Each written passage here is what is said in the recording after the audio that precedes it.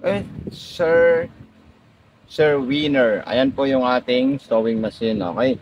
So ito po yung mga pa-freebies natin. Ayan po siya, tsaka yung transformer natin, sir. Ito. Unang-unang isasaksak natin, sir, sa ating outlet itong transformer natin, sir. Opo, kasi bawal po natin isaksak yung ating sewing machine sa 230 po, sir. If ever na magkaroon naman po ng emergency na ganon, huwag niyo po ako kakalimutan ni PM, sir. Dahil ako na po yung bahala sa inyo mag-tutor guide, okay? So ito po yung ating saksakan dito. Ayan. Sasaksak natin dyan, sir. Then ito namang outlet natin, isasaksak natin dito sa ating transformer, sir. Ayan. Ganyan lang po siya kadaling matutunan gamitin, sir. Ayan. Okay, din on and off. Ayan po siya, sir. Okay. Okay po, Sir Winner. Sir Winner. Ayan.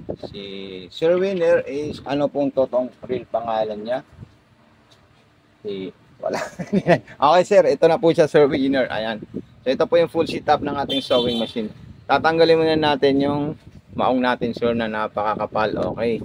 Then pagkatapos po niyan, Sir Winner, ang gagawin naman natin is magsi-setup po tayo ng sinulid natin, Sir Winner, dito sa ating sewing machine. So ito po siya, sir. Ayan. Okay, so harap natin ng maayos. Okay. May lagayan po tayo ng sinulid sa itaas po, Sir Winner. Ayun po siya. Okay. Kumunod. Gaganito natin siya, sir. Ayan. Then sundan nyo lang po siya, Sir Winner. Ayan, dire-diretso lang po siya. Kailangan maipit po dito, sir. Ayan. Then pataas po siya, sir. Okay. Then sunod natin ganyan. Okay, hindi ko na po tatanggalin niya. At kailangan po, Sir Winner, para maipit po dito sa tension, kailangan natin itataas yung pressure foot. Ayan, nakataas po yan. Then papasok natin dito, Sir Winner, sa gilid. Ayan. Then ipapasok natin sa butas ng karayom, tuwid pa labas sa likod. Ganun lang po siya, Sir Winner. Ito, papasok natin siya, Sir Winner. Pero pwede niyo po ito gamitin or pag-aralan itong magnetic threader ng ating sewing machine po, sir. Ayan po siya, sir. Pag nakita niyo po nagkaroon po siya ng bilog dito, so ibig sabihin po niya tatanggalin na po siya sa likod. Ayan. Sunod natin yung sa ilalim po, Sir Winner. Ayan. Okay. Then ito po siya. Ayan. So ito po yung bobbing natin, sir. Ito, kung gusto niyo po magpundo ng sinulid, ilalagay niyo lang po dito. Then itali niyo po yung sinulid din. Ipunta niyo dito. Then apakan niyo po yung pedal po niya, sir. Dahil tatakbo na po yan. For refilling thread or spoon thread. Ayan po siya, sir. Ayan. Then ganito po yung pag-ano natin. Okay. Then ipapasok natin dito, sir. Tutunog po yan. Ayan. Okay, then next step natin dyan, sir, is ikutin natin ito para makain niya po yung sinulid sa ilalim. So ayun po siya. Then hihilain natin yan. Ayun po silang dalawa, sir. Ayan. Then pag nakuha natin yung dalawang sinulid natin, taas natin ito. Pasok natin sa gilid, likod. Ayan, ilagay natin ito. Okay. Then tatahi po tayo ng gusto nating tela. Maong, kortina, kahit anong klaseng tela po yan, sir. Ayan. Subukan natin ulit itong ano natin. Ayan po siya, Sir Winner. Okay. So, ayun po yung mga stitches natin, sir.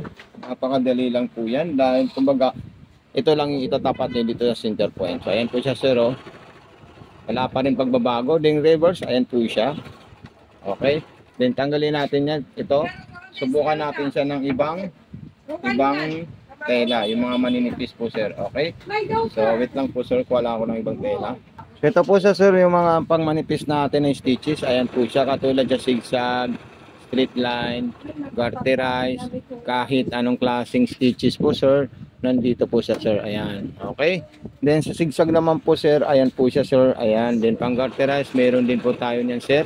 Ang dami po nitong multifunctional zigzag at design. Okay. So, ayan po siya. Ayan. Ayan, oh. Dami po yan, sir. Okay. Tapos, meron din po yung button holder. Pag button holder po kayo, sir, itatapat nyo lang po siya doon sa button holder natin, sir. Saan po yung button holder natin, sir? Babalik po tayo dito, sir. Okay. So, ayan po siya, sir. Then, punta tayo sa step 1. Ayan po siya. Then, pagkatapos natin pumunta sa step 1, balik tayo sa 2 and 4. Lock kasi yan, sir. Okay. Then, balik tayo ng number 3 para umatras po siya, sir. At mabuo po niya yung design na gusto natin. Ayan. So, napaka-solid at napakagandang sewing machine po, Sir Winner X, yung Sir Winner, yung napili mo. Promise. Okay? So, nandito po yung ating social media account. paki-unbox at paki-share po siya, paki-follow at paki-subscribe po sir. Okay? So ilalagay ko na po to sir para po hindi na po natin maiwan yung mga pa-freebies sa ating sewing machine po sir. Ayan. Okay? So kompleto na po yan. Maraming salamat and God bless. More power po. Sir Winner. Ayan. Thank you so much and God bless po.